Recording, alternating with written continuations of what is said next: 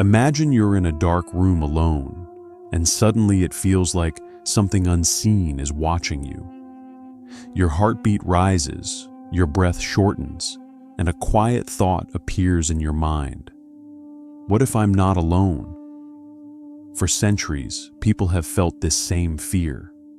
We call it jinn, the mysterious beings said to live beyond our sight. But Ibn Arabi said something striking. Jinn are not just spirits outside you. They are the shadows echoing within your own consciousness. He meant that the real fear isn't of what's out there, but what hides inside. And this is where the secret of Ayat al Kursi begins. This verse isn't just a prayer, it's a shield, a circle of light drawn around the soul. People have recited it for generations, believing it protects from unseen forces. But its secret is far deeper than protection from jinn. If you stay with this till the end, you'll understand why Ibn Arabi called Ayat al Kursi the mirror of the unseen, one that reveals the hidden enemy within. Ask yourself this: do you really need protection from jinn, or from the darkness living quietly inside your heart?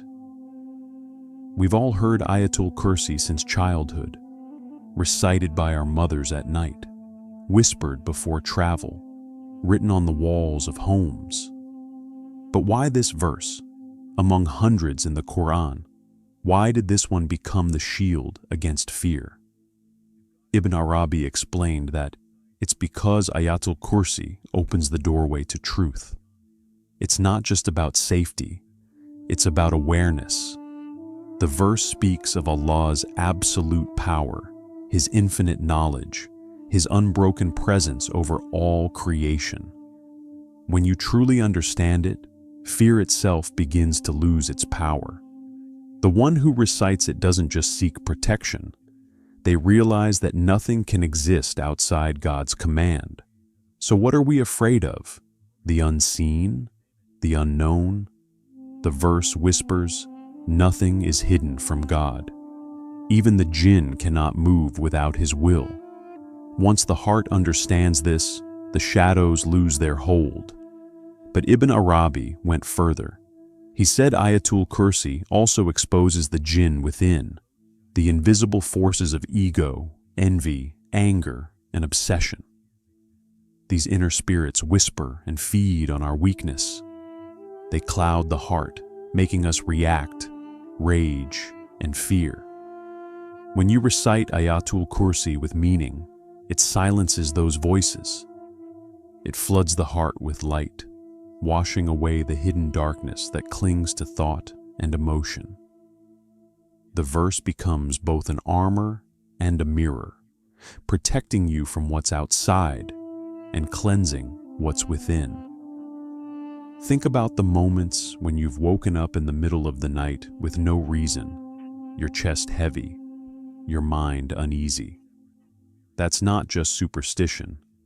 It's the stirring of fear inside the subconscious. And when you speak Ayat al Kursi in that moment, it's not merely a defense, it's a reminder. Ibn Arabi said, the verse pours light into the heart and silences the shadows. Most people focus only on reciting it aloud, but he taught that the real power comes when the heart understands it. Words spoken only by the tongue fade in the air. But when the heart joins, those words surround you like a fortress. Every letter vibrates. Every sound echoes through the soul. And that vibration pushes away both the unseen and the inner turmoil.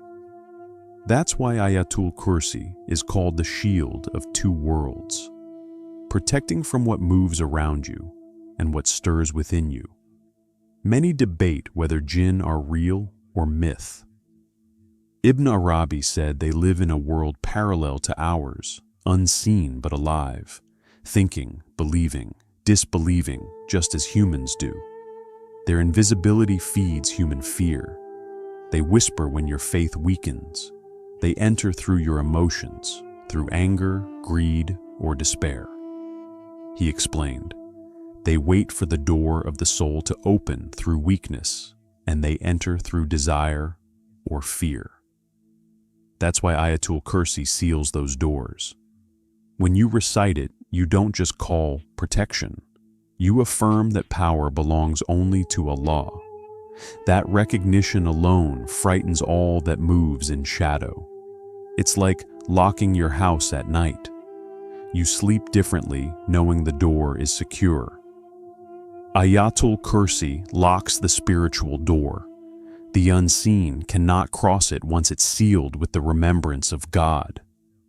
They can approach but never cross the circle, because that space is filled with the name of God. Ibn Arabi said the thing jinn fear most is living remembrance. Not the sound from the lips, but the vibration from the heart. When a person recites Ayat al Kursi with true understanding, the light in their heart burns through the unseen like fire. That's why it's not the words alone that protect you, but the meaning carried within them.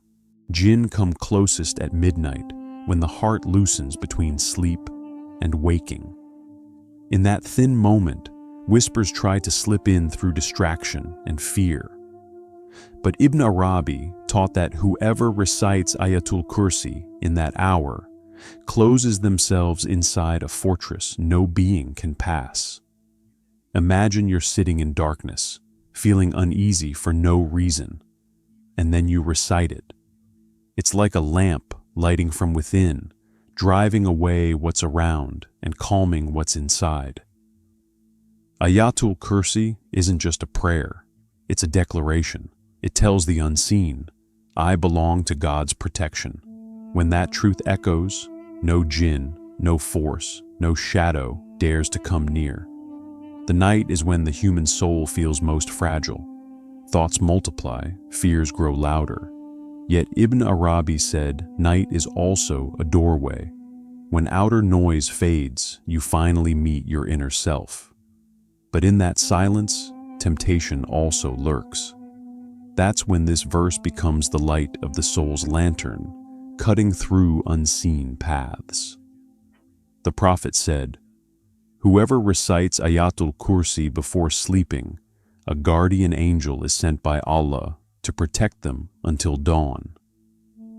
Ibn Arabi explained this as more than physical safety. The angel guards both the body and the heart, keeping darkness from entering. Then comes the dawn. There's another mystery in those first rays of light. Ibn Arabi said, whoever recites Ayat al Kursi after the morning prayer seals their day in light. The first moments of the day shape the soul's direction.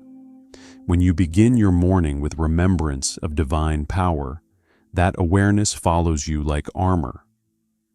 Throughout the day, you'll meet invisible enemies, anger, jealousy, despair, but your morning prayer covers you with strength. It's not just spiritual protection, it's inner alignment. You remind yourself again and again that no power exists except God's. Ibn Arabi said the difference between night and morning recitation is subtle, but deep. At night, it guards you from the unseen. In the morning, it prepares you for what is seen. The night belongs to whispers and shadows, the day to people, events, and trials. Both are reflections of the same truth, that Allah's power is constant even as time changes. To live with that awareness is to walk in peace. Fear and peace cannot share the same space, and this verse removes fear from its roots, planting certainty instead. Ibn Arabi explained that humans are made of 3 layers, heart, mind, and soul, and Ayat al Kursi touches all 3 at once. The heart, where faith lives, but also where fear hides, becomes calm when it remembers divine strength. The mind, which spins endlessly with worry about the future, quiets when it realizes nothing moves without His will. As Ibn Arabi said, the verse trains the mind. It reminds it of its limits and frees it from carrying burdens it was never meant to bear. And the soul, the deepest layer, finds rest in this remembrance. When the body tires and the mind doubts, the soul reconnects to the source that never weakens, God's infinite presence. When you recite it, it feels as though your soul begins to rise. Ibn Arabi called this the moment of liberation. The soul, remembering the power of its creator, loosens its grip on the burdens of the world and remembers its true home. The heart finds peace, the mind finds stillness, and the soul finds freedom. Life's troubles may remain, the storm outside may rage, but inside there is an unshakable calm. In that balance lies real strength.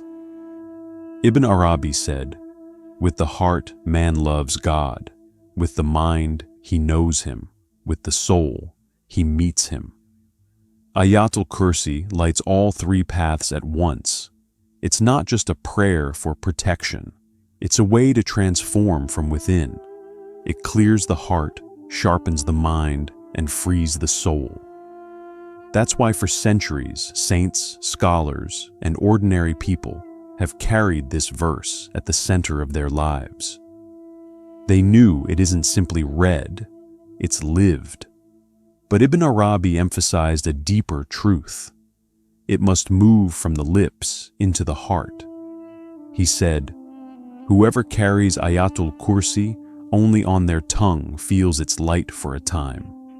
But whoever brings it into their heart lives in its light forever." It's not just about repeating words, it's about weaving their meaning into your daily life. Each sentence of Ayat al Kursi is a reminder of God's absolute power. There is no God but Him, the living, the eternal. When you live these words, fear fades, anxiety dissolves, and the heart finds surrender. Ibn Arabi gave an example. A shield only protects the one who knows how to hold it. You can carry it with you, but if you never lift it, it's useless. Ayat al Kursi is the same. It's not just a verse to recite, it's a way of being, and its light doesn't stop with you. It surrounds your home, your family, even your descendants. That's why elders would whisper it beside their children as they slept. They knew it was one of God's greatest gifts of protection. So imagine if you carried it not just in certain moments, but through your entire life. Your heart would stay peaceful, your mind clear, your soul unbound. The storms of life would still come, but you'd stand firm in their center, knowing nothing moves without God's will. That certainty is life's strongest anchor. Ayat al Kursi isn't only a prayer, it's a secret that rebuilds the soul, filling the heart with peace, the mind with clarity, and the spirit with freedom. If you place it at the core of your life, its light won't just guard you. It will guard those you love, wrapping your home and your future in divine protection. That's the legacy Ibn Arabi wanted us to remember. The journey doesn't end here, it begins here.